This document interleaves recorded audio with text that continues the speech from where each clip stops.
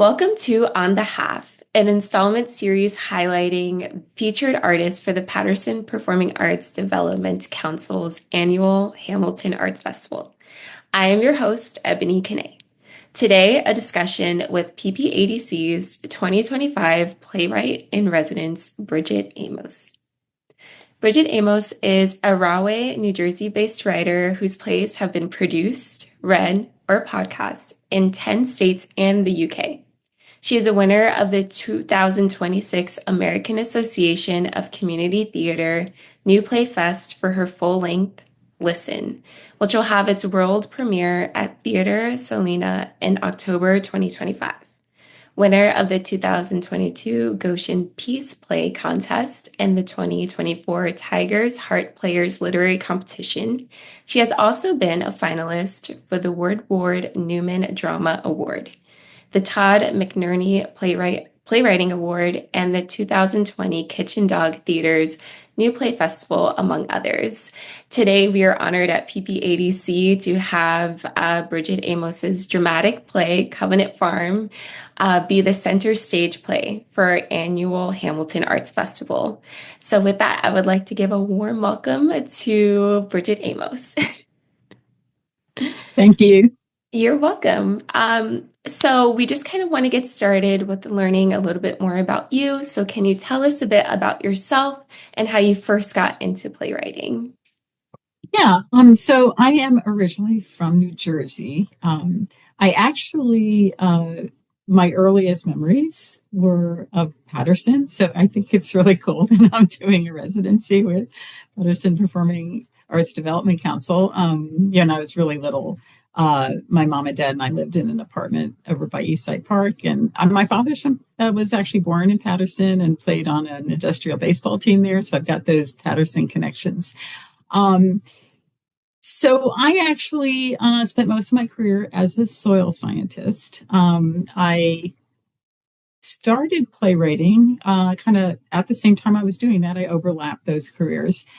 I had done a lot of acting everywhere I lived, and I always wanted to write plays. And I always thought that playwrights were these special people who had some kind of special ability and knowledge and gift, and they just knew how to write plays. And it's like I would act in plays, I would go to plays, and I always thought I have no idea how to do that. And so finally I took a playwriting class at a community college in Omaha, and that just really triggered so much for me. I mean, just the prompts, just somebody just telling me, write a play about this, and just doing it.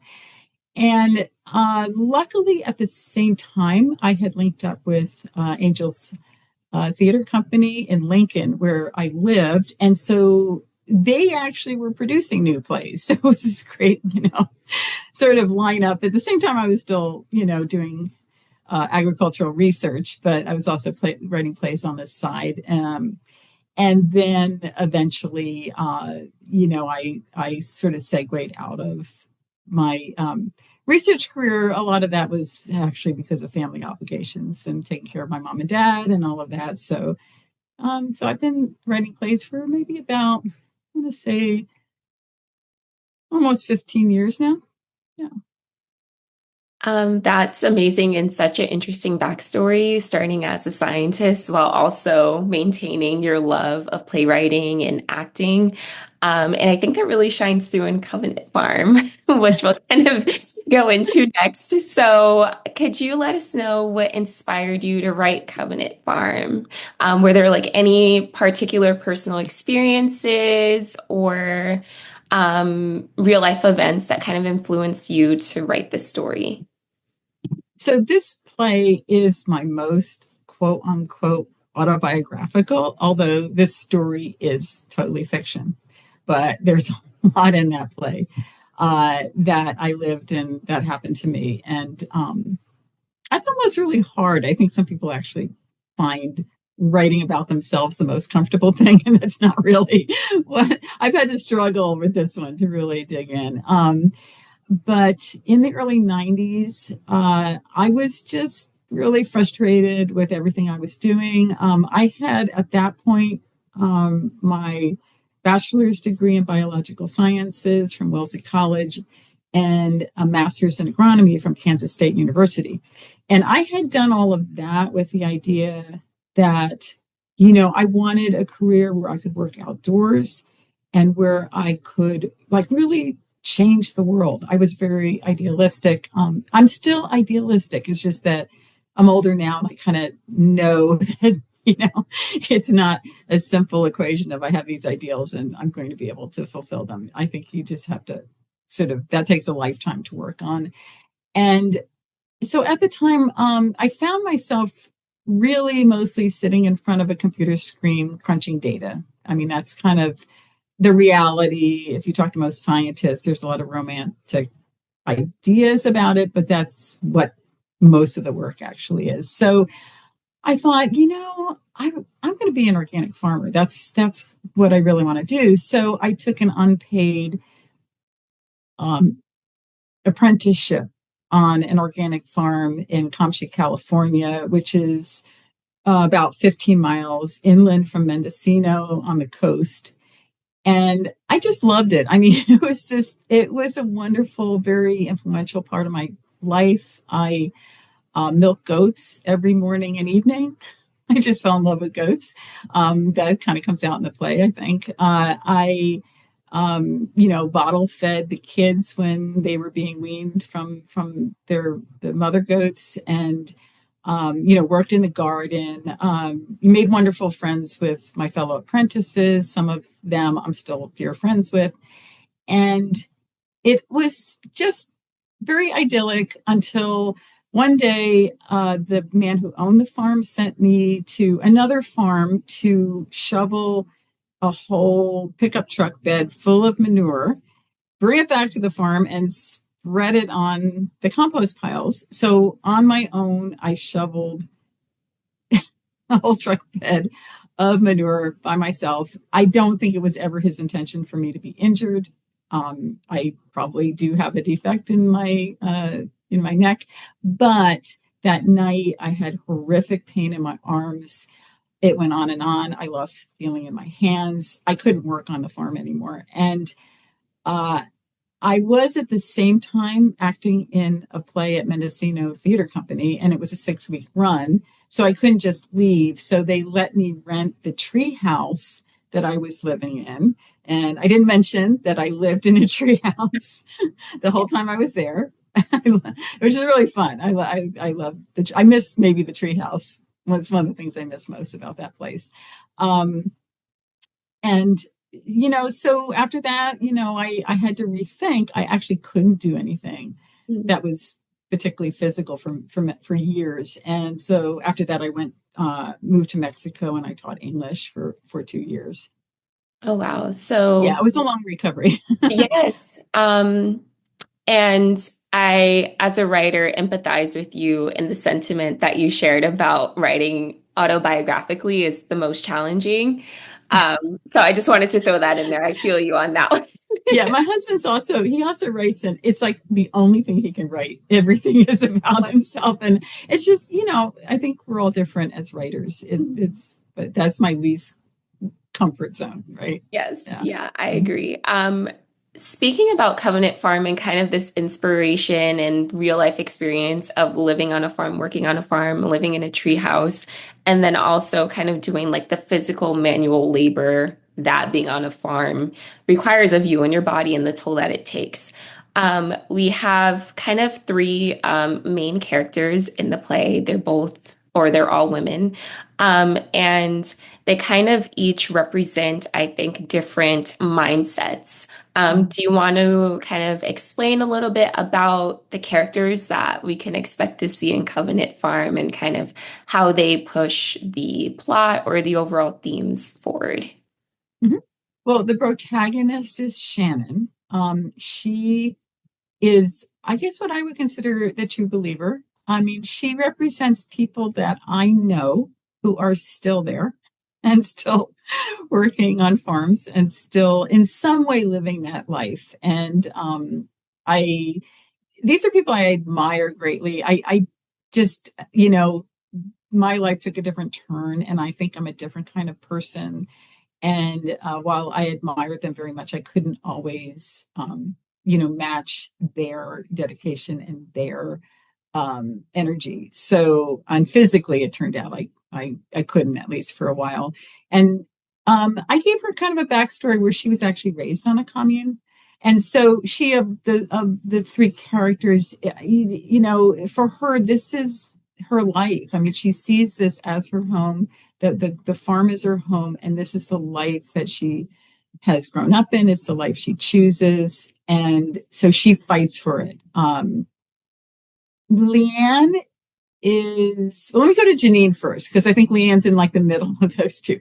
So I think Janine's the most practical of the three. She has a background that she was a lawyer, and for whatever reason, maybe she became disillusioned. But I don't think Janine ever completely, she stayed on the farm for a long time, but there was always that, maybe that part of her that missed being a lawyer, and she kind of shows that a lot in the way I think she interacts with the other characters and the way she handles the situation. She's kind of also the problem solver. She wants to solve their problem, and she's a kind of a take charge kind of person. Leanne is kind of stuck in the middle of them. She also, she was an accountant, so she also, unlike Shannon, she and Leanne do have marketable skills that are kind of out of date. And it's very hard for them to go back to those careers, but they still have that. Shannon doesn't really have that. And I think that Leanne really did love the farm. But she's very worried. And Janine, of course, has been sort of feeding into that and encouraging her to leave and go back to work. She's becoming very aware that she's in her early 50s. She has no retirement savings. She has, right at the start of the play, she's had an accident and she can't work. And now she gets a medical bill, and it's more than what she can pay. And so I think just the reality of her situation is weighing upon her. And so while they all believe in the farm, I think they all feel very differently about their relationship toward it. Yeah, that I think definitely comes through, and that's how I kind of pictured the characters Shannon, Leanne, and Janine as I was reading the play as well. Um, I know this is a bit of a challenging question, maybe, but if you could you describe Covenant Farm in one sentence? Yes. It's about a woman who believes passionately in organic farming and in community. And she is fighting against economic conditions to keep that dream alive. And yes, there are three women, but I always, kind of believe that a play is about there's one person. It's their story. And so it really is Shannon's story ultimately. Mhm. But that would be the closest thing. That's so hard. That synopses and taglines and log lines, I'd like to sort of like I know. contract them I'm like out to other pained writers. asking you that question. Yeah. It's Artistic statements are another one. yeah. I talk about myself, but Oh, I know. I'm with you. I'm like, I have to write a bio about myself. yeah. But I think But you I'll did. be interested to hear what other people think. What the audience thinks the play is about. Like, who do they focus on? Maybe they don't focus on Shannon. Yeah. Some people actually, I when I see myself in the play, I think I'm the Leanne. Mm-hmm. Honestly, I Mm-hmm. hate to say that. I'd like to be the Shannon. Right. I Yeah. know I'm not Janine, but I kind of think, yeah, I think that's who I am in that play. Yeah. Thank you for that. If you would like to speak on kind of the themes or questions that Covenant Farm is posing or exploring in the work. Yeah, I think this is, like I said, a personal story to me. So those themes kind of maybe relate to my personal beliefs. And one thing I really believe in strongly is uh, people finding a passion in life and pursuing that. Mhm. Just finding out, what your purpose is. I am very aware, probably more than most people, because I've struggled with this so much over my entire career. Uh, Very aware of, the importance of making a living, saving for retirement, having health insurance, all the things that these characters are struggling with Mhm. and either lack of or pursuing.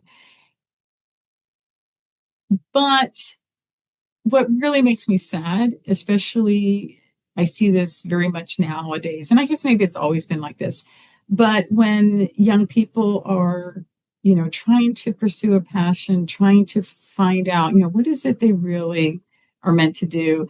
And, older people will kind of try to stop them, and try to push them into, no, you have to do this because this is practical. And without their even trying it. Like I always say, let them try it first. You don't know where that is going to lead you. And I think there's a lot of people who never get to do that.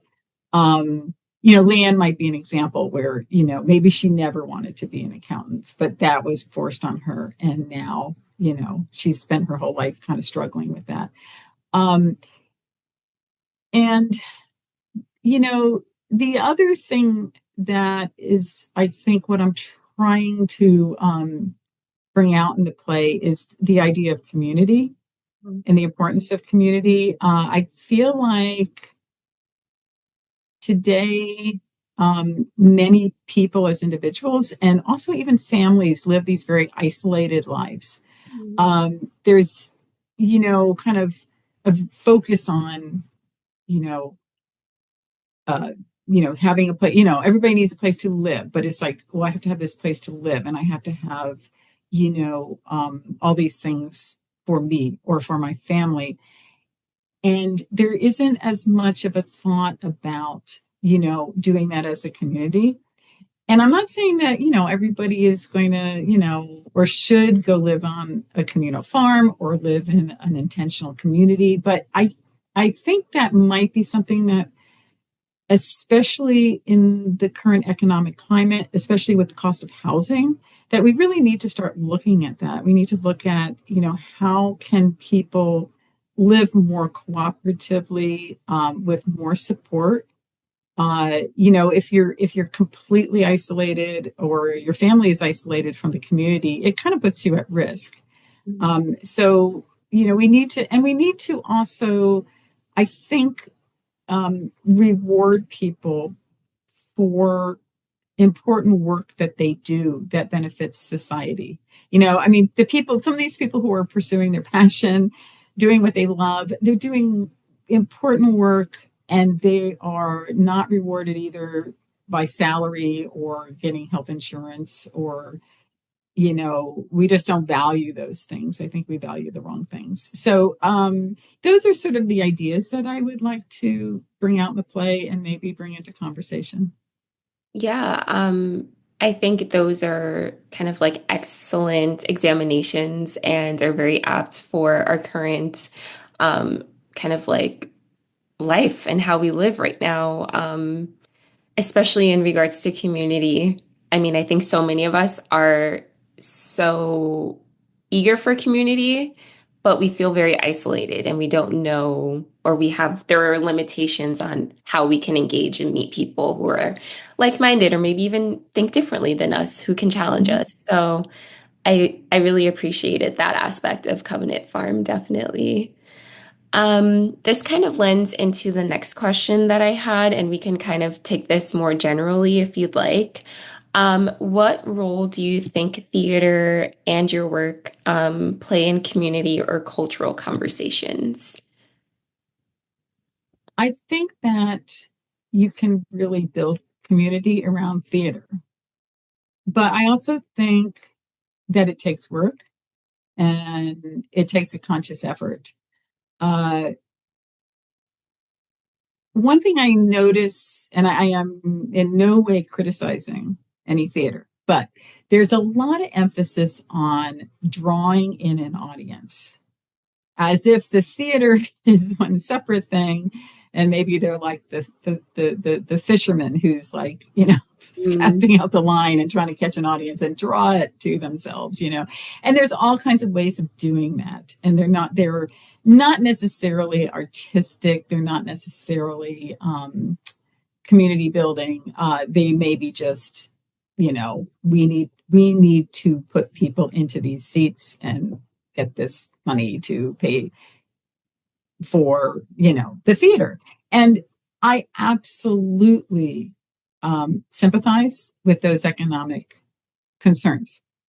But I have seen a different model of that, in which if a theater doesn't see themselves as separate from the community, but as the audience and the theater are the community, and you're building that community together, and you are creating trust so that the theater trusts the audience and the audience trusts the theater. And mm, like, now we're all going on this journey together. And it isn't this idea of, I have to draw an audience for each of these shows. And it's more like, this theater is my community. And I think that's very hard. It takes years, but it really takes, I think, a different mindset. mm. And I think once you have that, you can do a lot of those other things. When you talk about the cultural conversations, yes, you can have them, but I think it works a lot better when you have the community there at the beginning. And and regarding the cultural conversations, I always in my plays, look for that. I really love doing talkbacks, so I love to hear, what people are thinking and how they're experiencing the play. I think more than that, though, I value action. So I always think, I will be happy, and I may never know this, but just the idea of, there are some people in that audience who go home from the play and they don't just think about the play, but they actually act upon it. They change something in their lives. Maybe they decide to pursue a passion they haven't, or they put aside, or they haven't, addressed. They decide they want to change the world, or they want to contribute to society, or they want to do something. Because all the plays have different focuses. So whatever it is in that play, I'm just thinking, I just want to, like, affect people, that they don't just talk about it at the talk back and go home and forget, that it stays with them and it causes some kind of a change. Because I know that's happened to me personally. Mhm. So I do believe that theater has that power to change people for the good.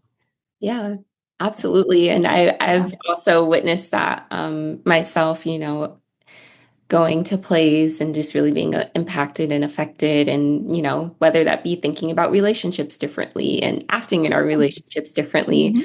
Um, so I think that is a very powerful message that you're sharing there. Um, this also kind of leads into what caused you or led you to entrust PPADC with your vision for Covenant Farm, and then kind of, based on the center stage production, what do you hope that people take away from Covenant Farm? And I have to apologize because I don't remember the name of the play or the playwright, but I only moved back to New Jersey a year and a half ago. Yeah. But some years ago, and it was still during, the early years of COVID, when we weren't doing anything in person, I discovered PPADC, and I somehow, got a link for a Zoom reading. And I just thought that play was wonderful. And I thought the discussion around it was wonderful. And so I had that. So when this opportunity was presented, and Believe it was in like a Facebook group that I'm in, a theater Facebook group. And I thought, oh, I remember this program. And whatever happened for that playwright in that residency, I'm like, I need this for Covenant Farm because, Covenant Farm I've had some, I worked on it in a workshop. Mm. I mean, an online work, playwriting class, and it made some strides there, but that was a very short Mhm. experience. I mean, it just was like read once and then there's this little discussion. The whole thing was in 2 hours, read it, or 3 hours. And I just thought this program is more in depth. I mean, it was going to go the whole summer and there would be multiple dramaturgs. And I just thought, I think I need this level of cooperation and feedback and input and collaboration on this particular play. So so it was that like Zoom experience years ago with another play, seeing the results of another play, and then seeing this, fortunately, Yeah, that's at just amazing. the right time. Yeah.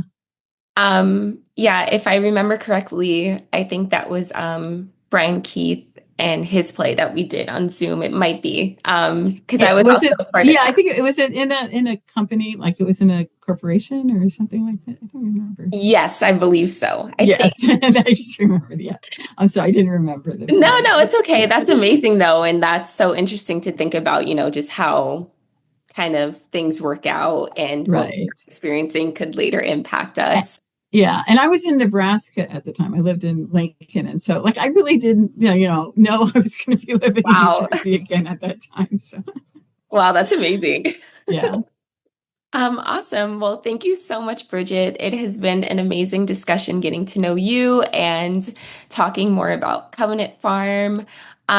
This has been On the Half, and I'm your host, Ebony Kane. You can visit our website and follow Patterson Performing Arts Development Council on social media for updates on this year's Hamilton Arts Festival. You can also find our website and all other links in the description of this video, and we look forward to seeing you at this year's festival. Thank you. thank you.